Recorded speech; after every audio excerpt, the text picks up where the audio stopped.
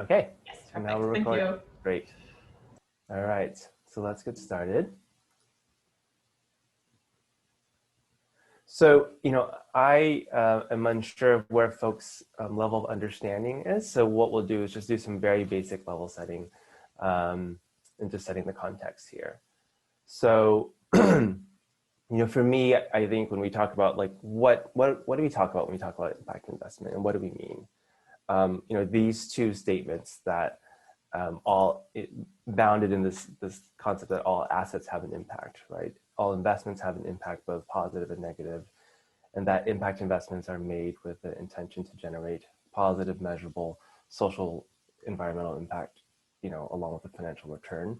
Like I think those two statements really help us like locate and define impact investment, and then reflect kind of on like what that impact investor looks like in terms of what those two facing identities. Like one, an investor as an engaged asset owner, and then two, investors really as focused on intentional systems change, right?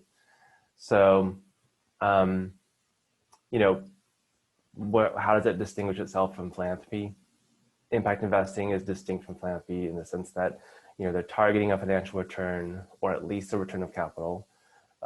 This is different from, those just things that are looking to minimize negative impacts like tobacco or firearms, right?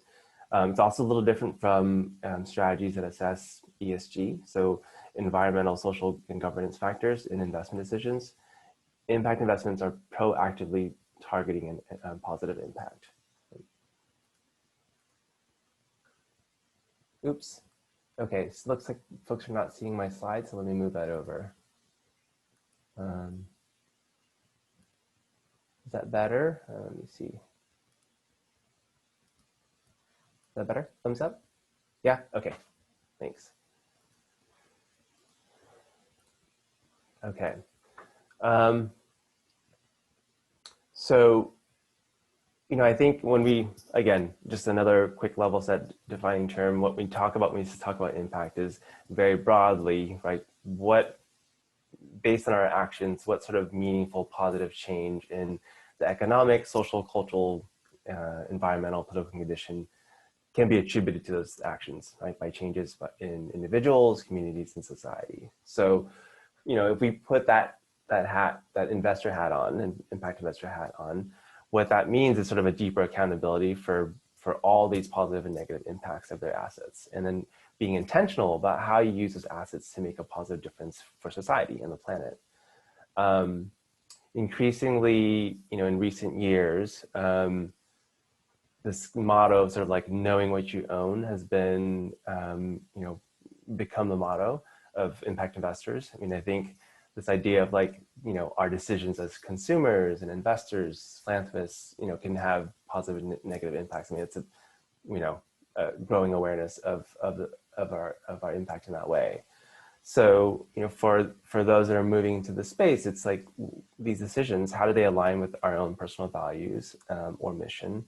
And now that we have sort of better data and transparency and impact measurement and tools, impact investors have a better ability to articulate, their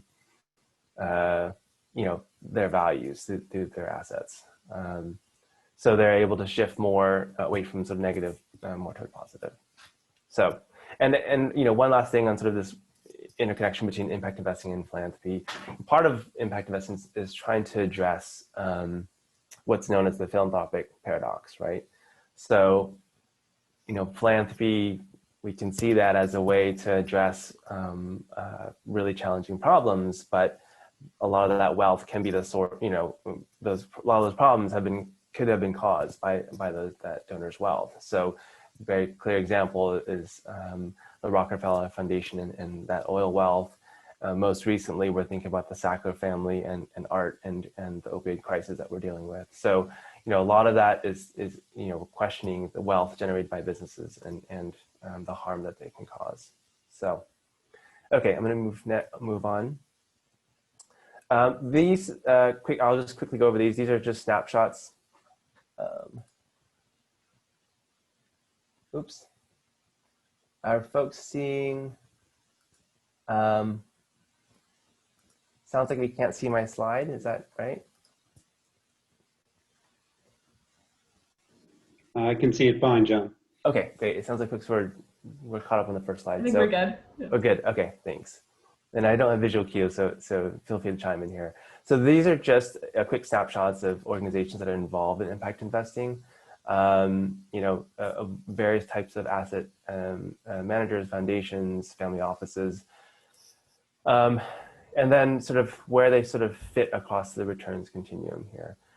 One misconception that I do want to sort of address is, you look here, it says a lot of investors are looking at market rate returns, and there is a misconception that impact investments, are often concessionary. Actually, just happened a couple of days ago. There's a New York Times article that said that, impact investments have actually significantly outperformed traditional bets during the coronavirus pandemic. So, I think there's that's an increasing change in perception about impact investment. Here, this is just a quick look at assets under management growth. And so I think this is the most recent report from GIN, which is the Global Impact Investing Network of 700 billion in assets under management here. Okay, so let's move on to maybe a bit more concrete example. And so what could this look like? I think when we talk about climate solution and nascent climate solutions, philanthropy and impact investment could sort of fit within that valley of death that we talk about, where technologies have gone beyond early funding sources but are not developed enough for later funding, right? So when we talk about valley of death, I know there's several, but here we're talking about where innovations fail to move forward, not because of technical challenges, but just basic lack of funding here. Okay, so I'm going to talk real briefly. We're going to do some next slide here on what those vehicles could look like. And so, yes, we can talk about unrestricted grants or recoverable grants. There's a couple acronyms here that I'm happy to share. I mean, one is increasing is the donor advised fund. And donor advised funds are, as it says here, a giving vehicle established as a public charity. What it does is it allows donors to get the tax deduction immediately, but sort of extend the time of making those grants and recommendations. So think of it as a charitable savings account. There's been some pushback against donor advised funds in that it there's maybe a disincentive for folks to deploy those funds to areas of need. But for many new donors and impact investors, they find that the DAF is a really, quick, easy vehicle to set up, honestly. Here, this is a program-related investment, PRI. This is a investment that meets a certain charitable standard that meets, primarily within this is for a foundation, meets the foundation's purposes. So those things are, is it in alignment with the foundation's mission? Is there, is production of income or property not a significant purpose of that? And then is, advocacy and influencing legislation not a purpose as well? So that's a PRI, and PRIs are useful because they actually they count towards a foundation's 5% payout rule. So a foundation is legally required to spend 5% of their corpus every year. So if you can use a PRI, that's a way that you can get to that number and also sort of have some potential investment. So an MRI, this is a commercial investment that is intended to support an organization's mission.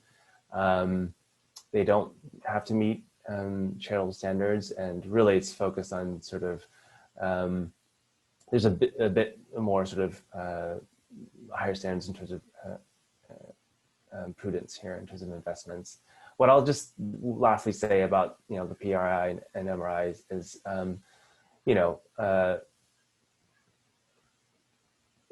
these are sort of both sort of a component of the foundation's overall endowment and investment strategy. So depending on where those fit, they could take those different entities and vehicles. Okay. So in some cases, like an MRI may actually look like investments you would find in any portfolio, but sort of the diligence among those investments has an additional impact lens to it. I'm going to do a quick pause here and check if there are any questions, clarity. Okay. All right. So why don't we, drill down a little bit and get a bit more specific on climate investment and catalytic capital here. So catalytic capital, how is that defined? Catalytic capital are structures that accept disproportionate risk and or concessional returns in order to generate positive impact and enable third-party investment that would not normally be possible. So this can be, debt, equity, guarantees, along with sort of investment instruments. Ways that catalytic capital can be used is to enable innovation, improve a novel business model, a financing structure or target market, and reach sort of underserved populations. What I want to reemphasize is sort of this idea with for catalytic investment, like without this, that other investment wouldn't be possible. I think this is an important sort of, if not but for a distinction that a lot of catalytic, capital investors really carefully consider when they, they think about sort of the additionality of their investments here. So, just to recap, I mean, catalytic concessionary investments are structured to generate positive impact and enable investment that would not otherwise be deployed, right? So I think we have a question. Raise hand. No? No, sorry. Got it, okay. Okay, so this is, for me, this is a critical distinction and critical to the success of catalytic investments. Okay.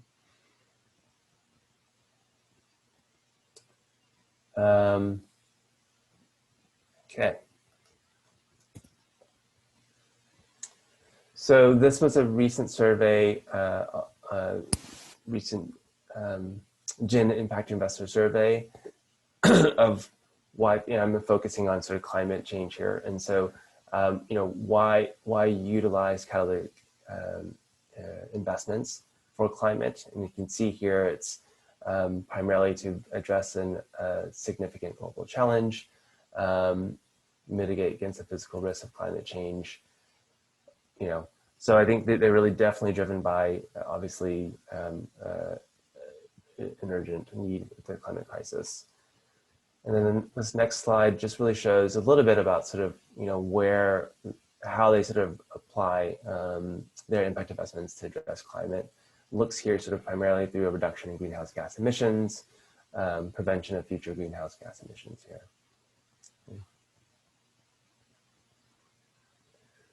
Okay, so before I move on, do another quick check. Any other questions, any confusion? Good, great. So I think for me, I would say, like, since a lot of what has been previously said in modules about how you engage with this community on relationship building and stakeholder engagement, I think very much applies to engaging with the philanthropic community. So, things like build relationships over the long term, ask for introductions from your network, connect to centers of influence through networking conferences, and focus on transformational relationships rather than sort of transactional. I think that all really applies, and even more so. So what I'd like to do is actually spend a little bit of time on how we talk about a framework for impact that can really resonate with impact-minded funders and supporters in sort of how they see their work, how they deploy the resources, and how do you get better connected to this community. So I actually just wanted to ask, are folks familiar with the theory of change framework? Hands raised, anyone? Not really? Okay, great, good. So I'll quickly go over this.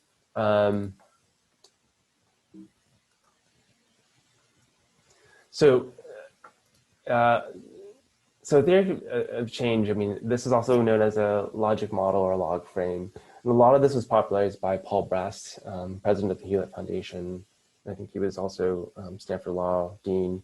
Helped really sort of popularize this model and move strategic philanthropy movement forward. Basically, theory of change is an overarching set of relationships and logical connections to intended outcomes, right? So it should be meaningful to those stakeholders. It should be plausible that it conforms to like common sense and doable with sort of those available resources and that they're measurable. So here, these two combined, both like what is your intended impact and then what is that theory of change? Those are really two very powerful dynamics to think about, not just only, how this impact investor is thinking, but also sort of you as your own company, as you're moving into sort of this impact space, how you sort of articulate your role in this space. So, for me, like, these are sort of the questions that a theory of change fundamentally should ask. It's like, what kind of impact do you want to see in the world? How do you propose to achieve it? How do you know you're making progress to our goals? So at the very, if you look at a very basic level, like, what are the inputs? What resources are committed to that?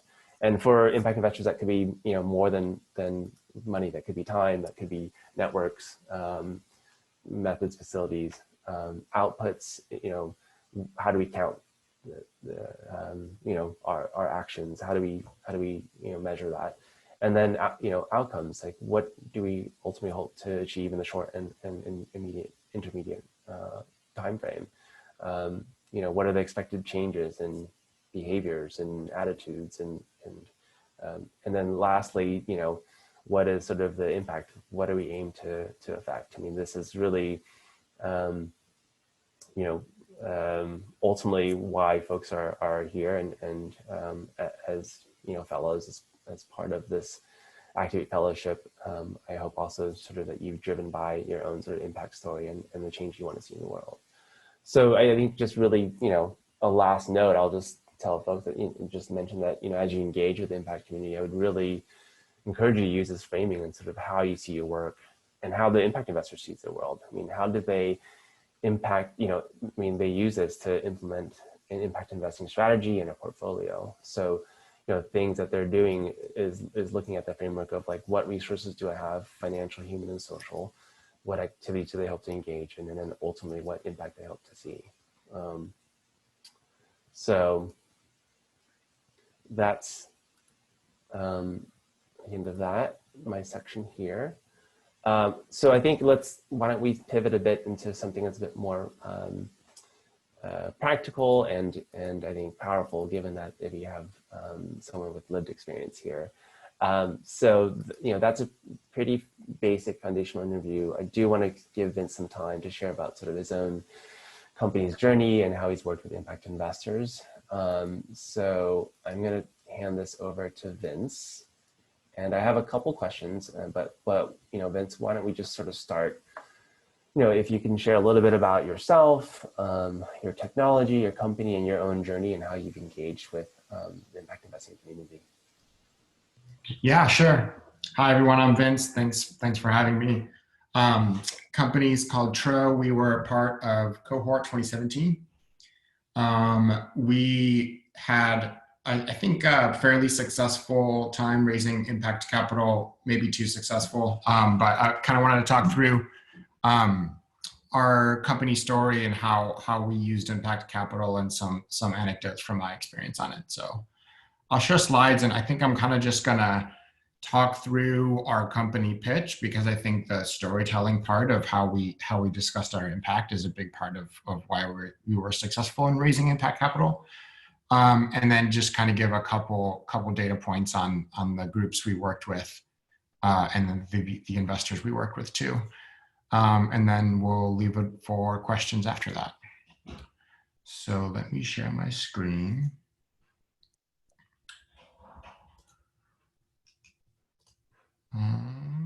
Hopefully everyone can see this now. One second, let me zoom out of the way.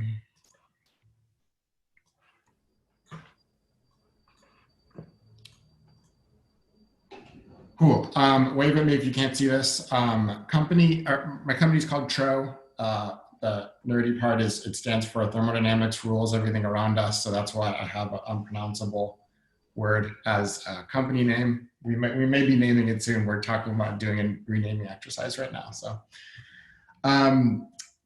we're a retrofit room heating and cooling system, and when the company started, we kind of spent a lot of time figuring out how to talk about our traction as a business and why this wasn't a great business, and in parallel talk about the impact we wanted to have on the world, and kind of unify those into the same company story, so that we weren't giving a different pitch to traditional VCs that we were to impact VCs.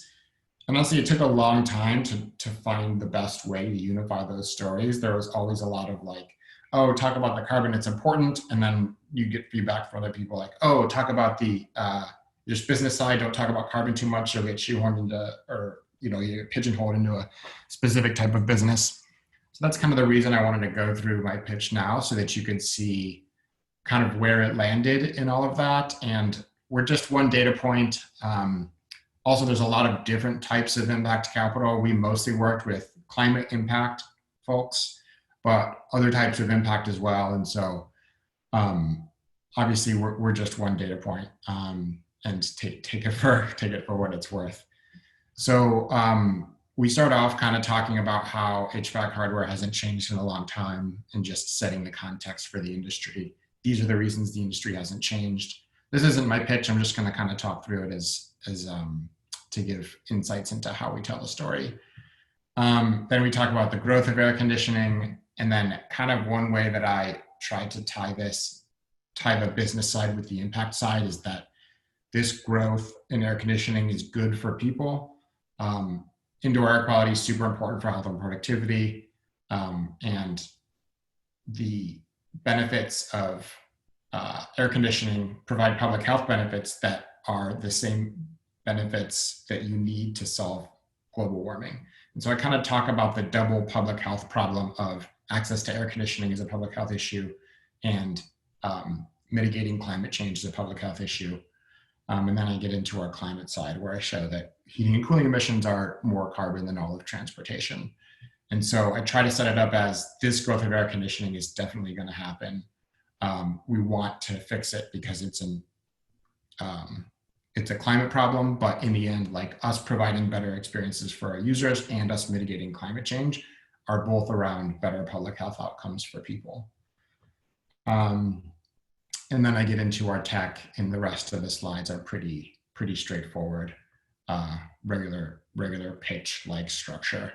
And I'll show some images of the system just to give you context for what we do as a company as we talk about how our experience was raising impact capital, and but just don't share the images of the system on any public website. So basically what we do as a company is make HVAC equipment that's cheaper and more efficient and easier to install. So up here, I talk about how the reason HVAC systems haven't changed is that anything high-end, anything nicer than a window AC, you need a pro installer to put in, which adds a lot of cost.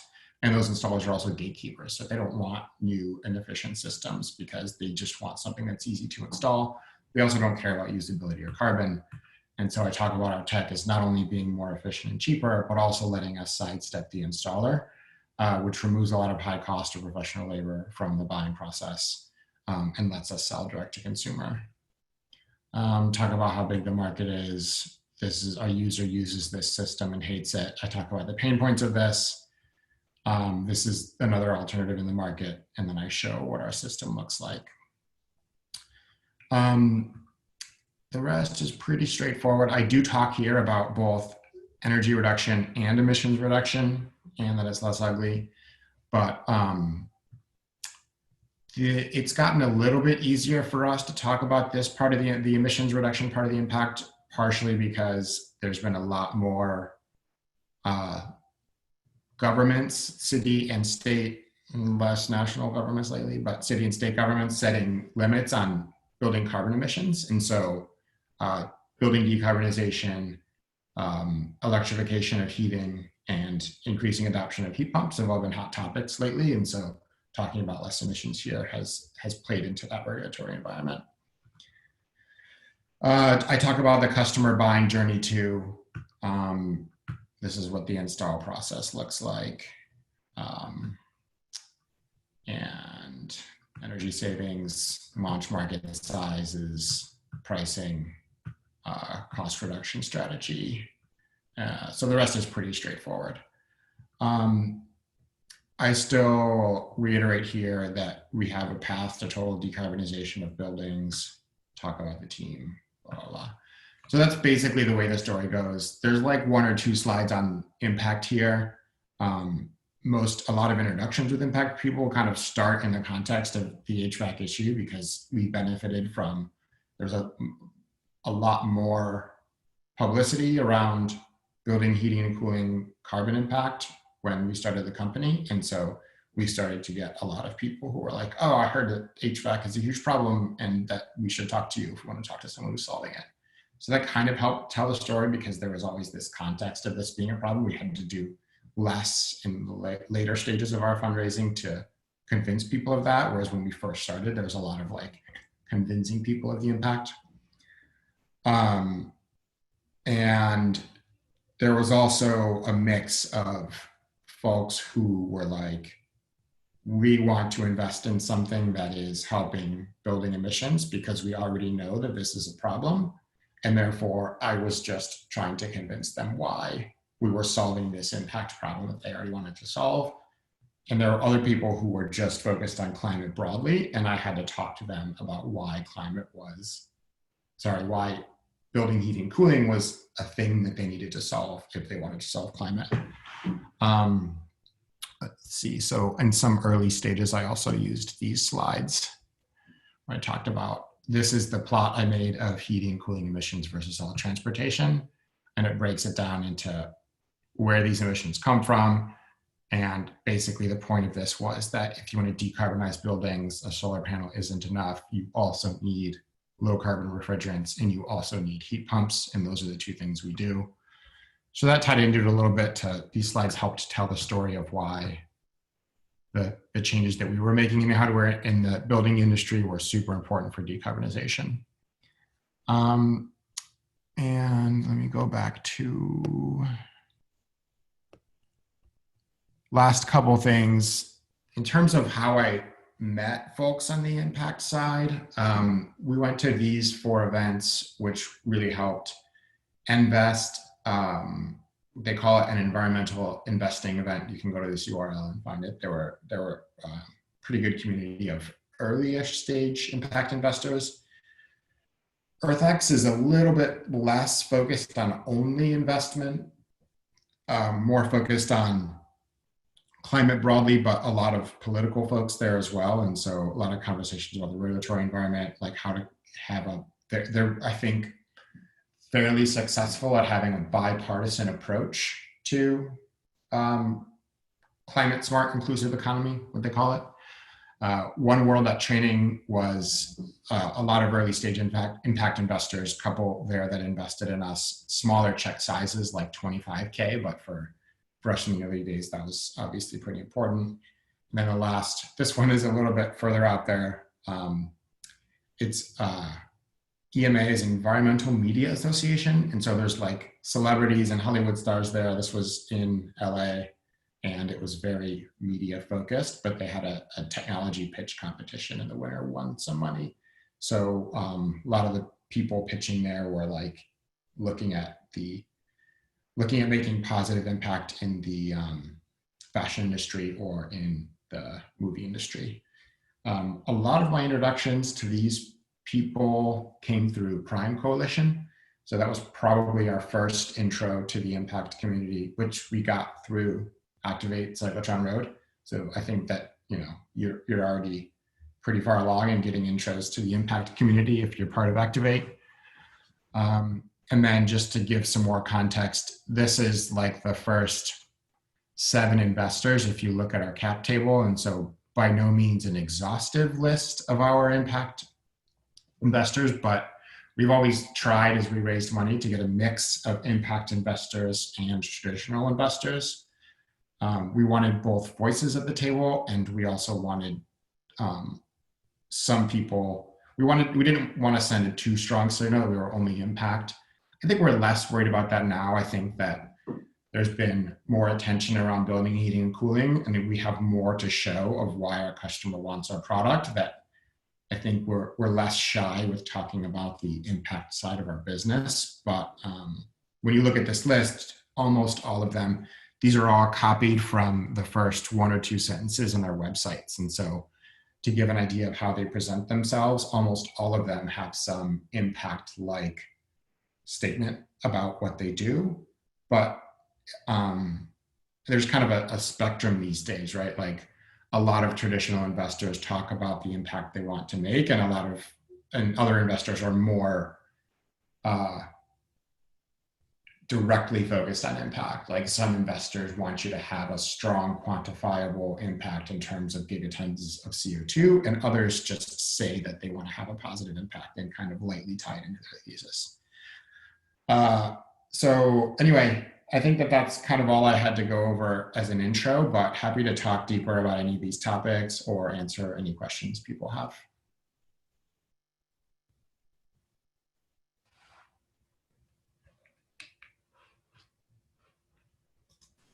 And people don't have questions, I'll just talk more. So I think there's a question from Tom, but I'm actually curious on this. I'll follow up with that one in a sec, but I'm just curious.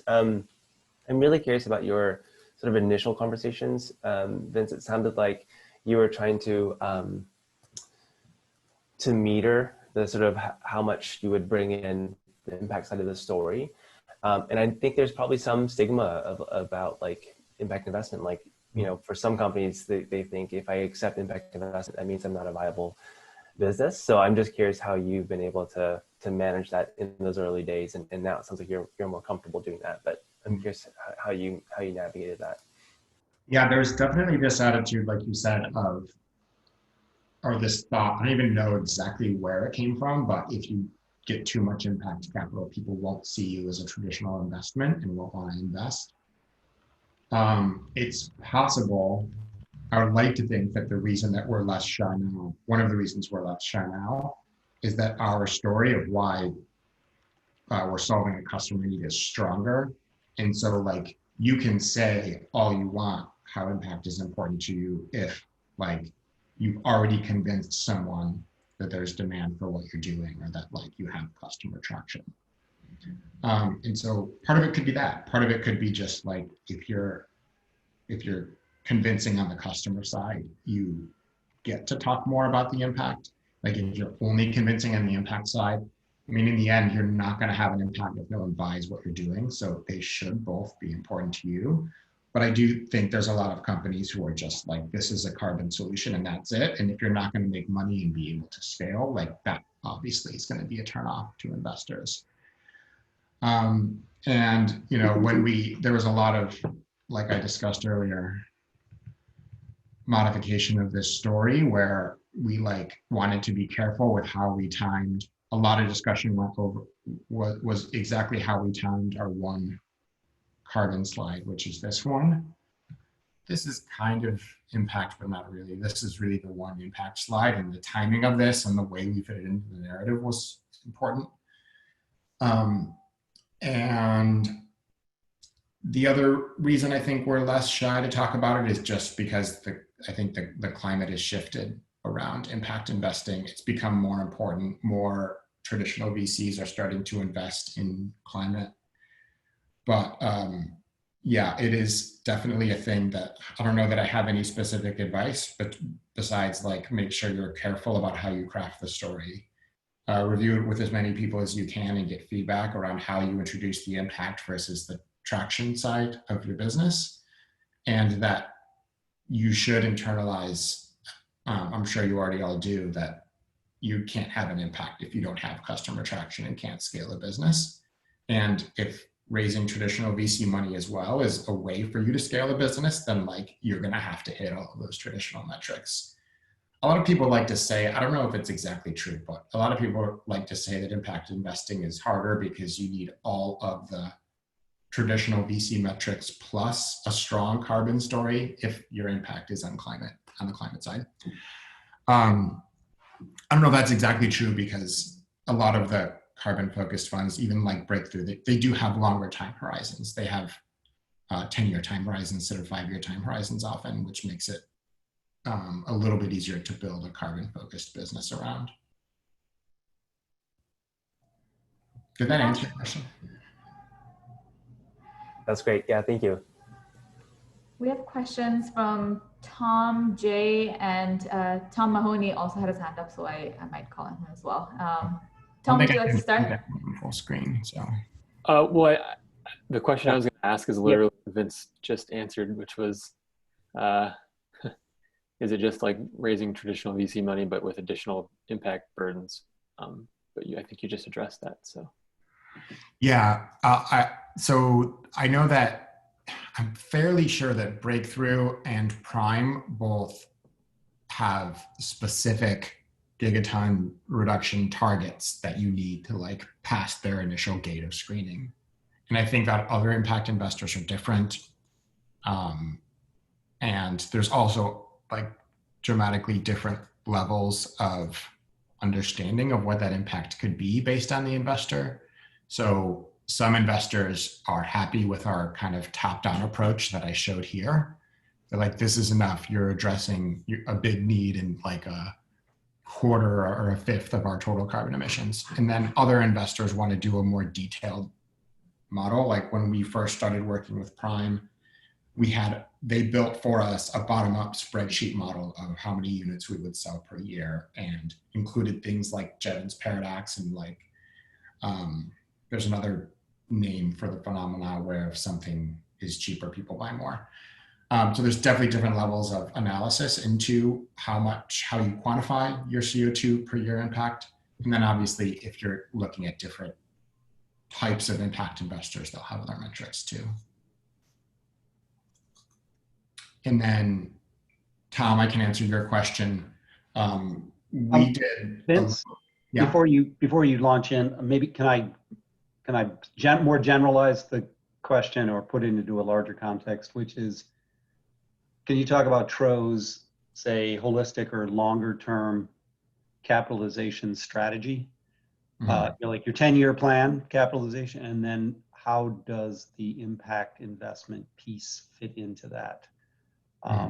And then you can, as a subset of that, is like, what form did that then take, right? Was it safe notes or was it a price round, et cetera? So. Gotcha. Yeah. So we raised 2 rounds so far, a pre-seed round and a seed round. Our next round will be Series A. We don't know exactly what we'll target, but it'll probably be somewhere around 10 to 15 million for our next round. And that will kind of get us through launch and scaling to our first chunk of customers and really iterating on how we reach those customers, how we target our price point, how we market to those customers, what our customer acquisition cost is, et cetera, which will then get us to a Series B round, which is like, okay, we've nailed it. We know how to make money on this product. We just need to scale it up as fast as possible, which I think roughly aligns with traditional goals for Series A and Series B. And our pre-seed round was 2 million on safe notes. Our seed round was 5 million priced. And I'm reading your question. So we haven't done any convertible notes, just safes. We did a small recoverable grant from Prime Coalition, not their fund, but before they had a fund. And it was strange, and I'm not sure if anyone is still doing it anymore. Really, everything has been ad hoc. As much as people talk about they have standard frameworks, everything's always negotiable, and we've had to go talk to lawyers and try to make things fit. With the exception of, I think, Safe Notes, I don't know if they're as popular as they were back when we raised, but that was as close to like any boilerplate agreement with few modifications that we've ever seen. That was pretty easy from a lawyer perspective. Everything else we've done in every aspect of our business has required a lot of lawyers. Safe Notes have been straightforward. And we had some of the vehicles that John mentioned earlier. So the Safe Notes that came from Prime Coalition were from the investor side, PRIs, but we didn't really have a lot of visibility in that or have to worry about it, aside from that they came with specific reporting requirements so that they could make sure that they checked all the boxes in their PRI. And two of our investors used a donor advised fund, but we didn't really get visibility into that or care. We went through the full process with them. And at the end, they were like, all right, we would like to do it. We're doing it through this donor advised fund. They'll be the name on the check. And aside from them being the name on the check, it didn't really matter that much to us. Did that answer all of your questions, Tom? And my recollection is you also did competitive grants in a not insignificant amount. Right, yeah. And about half of our cash in is from grants. And did the investments help the grants and vice versa? Were there synergies there? And do you recommend people doing a parallel path? Yeah. I mean, for our business, it was really strategic and helpful to have a mix of traditional VCs, impact VCs, and government grants. And that's just because we have a very hardware intensive business. We have a lot of new tech that we're developing. Investors don't like to invest in kind of the research side of things, and grants don't like to fund the commercialization side of things. And so we were also lucky that there was a thing that investors cared about that also governments cared about, which was building heating and cooling. And so like we found our position between those two that we could really leverage both. So we've been awarded about 6.5 million in grants through, I guess you could consider our Activate program. Technically it came from a government grant. But then Department of Energy, a California Energy Commission award, and then another award from California from the Strategic Growth Council, which doesn't do a ton of grants, but doesn't do a ton of technology grants, but did one for building heating and cooling because of the social impact of it. So both have definitely been helpful. A lot of granting agencies know that a lot of the big issues that the technologies that they fund have in going to market is the commercialization side and finding customer traction. And so in us having investors, they're kind of like, oh, they must have the customer side figured out because they have investors. Also, it makes the cost share much easier. And then vice versa, on the other side of it, VCs know that our technology is legit if we have government grants to help fund it. So they kind of think that the government side has done diligence on the tech and that we can use that money to develop our tech that can give us an advantage. They also think that their money goes further because we have non-dilutive funds to supplement it. It's definitely not free money. Government grants take a lot of overhead, as I'm sure a lot of you know. And also their milestones are really tough. So we would write a grant, win the grant we win the grant maybe 6 months later, and then some grants took up to 1.5 years to get on contract. And so you're writing budgets and milestones for your company 2.5 years sometimes in the future. That's crazy. Like it's really hard to do that. And then some government agencies make it really difficult to change what you budgeted for.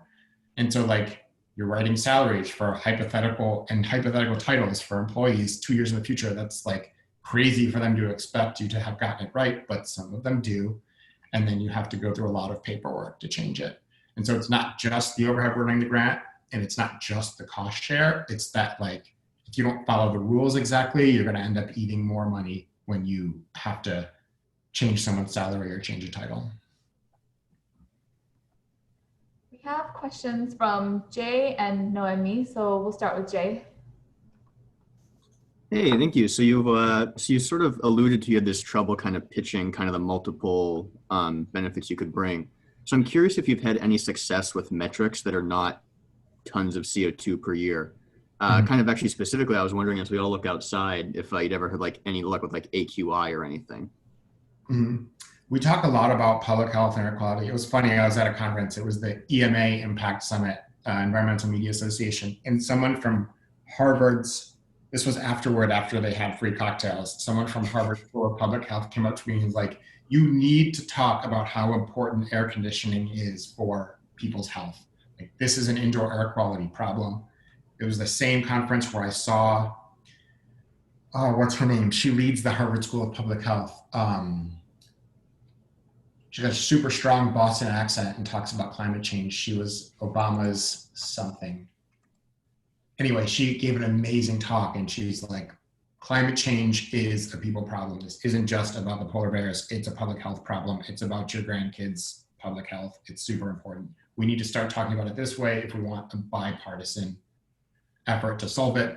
So that was kind of a pivotal point where we really started talking about how air conditioning is super important for productivity. Also, before that, I had an investor sitting in a super fancy office in Palo Alto or Marin or something be like, well, if air conditioning is bad for the environment, we should just stop using it. And I was like, you can't say that sitting in your like perfect climate in California when there are like, I think 28 of the 30 hottest metropolitan areas are in developing countries, which means they don't have universal access to air conditioning yet. And so thank you, Gina McCarthy. That was her. She's amazing. And so we talk a lot about the public health benefits of building heating and cooling, and talk about why it's important for us to increase access to these services. And so I definitely talk about both reducing carbon emissions and increasing access to healthy buildings.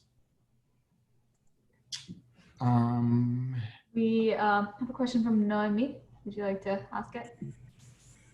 Hi, Vince. Sorry for the video. My Wi-Fi is very weak. Thank you for your presentation. I was just very curious because I've seen you mention 10 patents pending. So I was wondering if you see any benefits, like advantage in the eyes of the investors in having really a high number of patents versus maybe like a few that cover a broader area.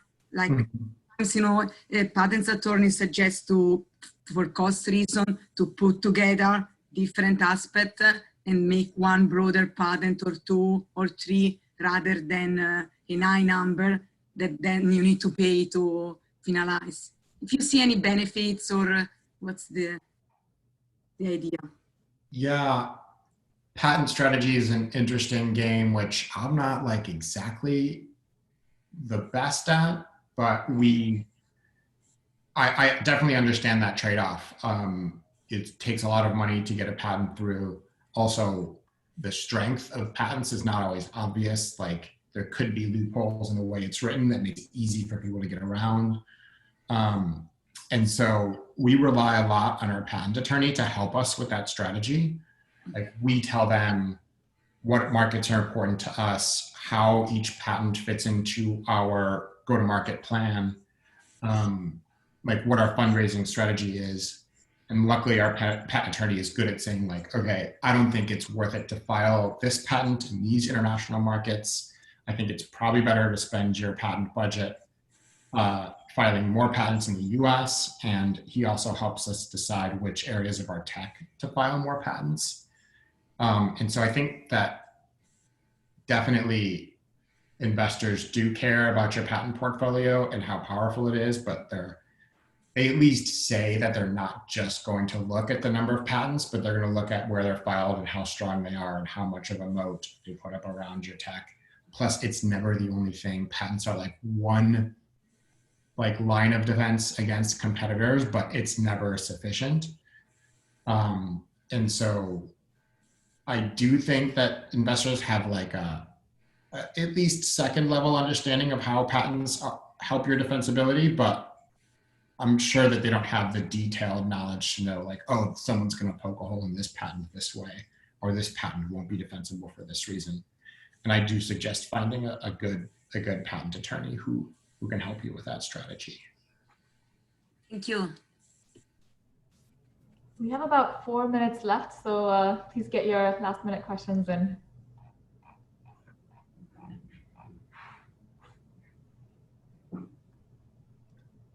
Well, people are asking formulating questions, Vince. Just curious about how your product rollout's going. Do you have beta units in people's houses, and is that going well? Are you learning stuff? What's going on? We're definitely learning stuff. Here's it's the wrong picture. I just installed my beta unit yesterday. Here it is. So these are uglier. This is our industrial design direction right now. But our beta units look like this, partially on purpose. We don't want to show off the industrial design until we're launching, but we have about 30 of these units. This was the first install. It has all of the basic user interface functionality, which is a big thing we want to test, like how people turn on or off and set the temperature, and making sure that the interface that we've built is intuitive. There's only one button and one knob, compared to most window ACs have like 8 buttons. And so we want to make sure that we've designed an intuitive experience, and then start to test things like installation process and noise and everything. So it's definitely slowed down due to COVID. We wanted these installs to be in New York City, and they're probably going to be in the Bay Area. Had a couple technical things that we had to get through, some bugs to work out to get the systems working properly, but that's all part of development and helps us set the right work procedures and quality standards for when we shift to more outsourced production. So it's exciting, but a lot of work. Anyone else want to test one? Does anyone have a window, especially with a window AC in the Bay Area, that they want to test? Go to Tro.cool, sign up to be a beta tester. Someone not in SF who actually has hot weather. Yeah, I was going to say you should send them to the Boston community. We have plenty of days in the 90s out here. I would love to. We have a lot of people who signed up on the East Coast. I mean, our target markets are going to be New York, Philly, Boston, DC, all of the hot East Coast cities, but it's just super tough to run testing out there. It'll probably happen soon, but not with the first round, just because, I don't know, COVID and the time to ship it back makes it super hard. You should still sign up if you're on the East Coast. It just might take us longer to get to you. Tom, do you need one down in Menlo Park? We're heading into warm season in September. You might get hot. I'd be happy to beta test for you, Vince. I'll sign up. You have to have this sash type window. It doesn't work in the horizontal sliding windows, but other than that, anyone can sign up. That's really cool. Yeah, I think we are at the end of our session. So let's thank both our speakers, John and Vince. Once again, you can unmute and give them a round of applause. Yeah, this was great. Thank you so much. And we'll see you all next week for our final edition of the core curriculum. Everyone, thanks. Bye, thank you.